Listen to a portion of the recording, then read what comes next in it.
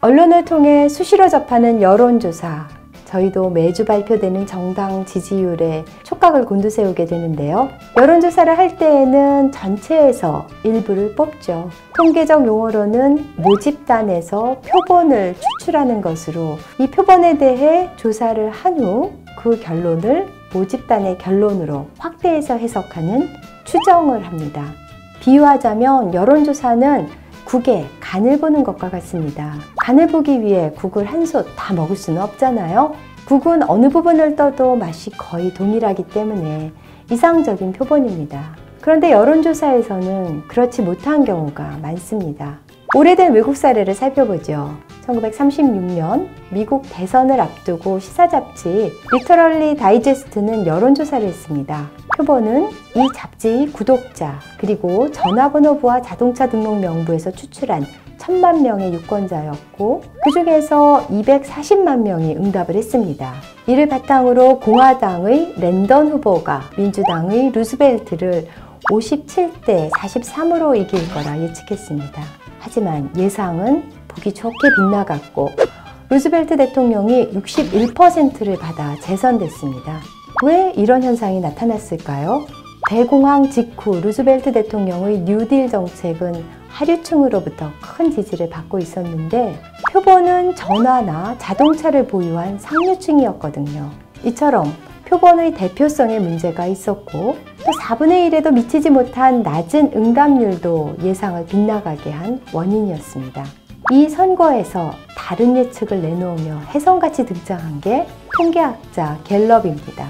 당시 갤럽은 5만 명 표본으로 리터러리 다이제스트보다 그 수는 적었지만 대표성이 높았기 때문에 루즈벨트의 재선을 맞춘 거죠.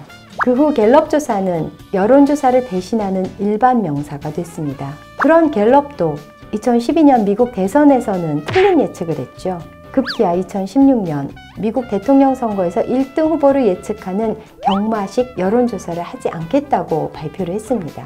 그만큼 여론조사가 어렵다는 방증이겠죠. 여론조사는 집전화와 휴대전화의 비율을 어떻게 하느냐, 또 전화조사원의 인터뷰냐 아니면 온라인 조사냐에 따라 표본의 특성이 달라지기 때문에 상이한 결과를 얻게 되죠. 최근에는 시대의 변화에 따라 휴대전화와 온라인 조사의 비중을 높이고 빅데이터를 이용하는 등 방법이 다양화되고 있습니다.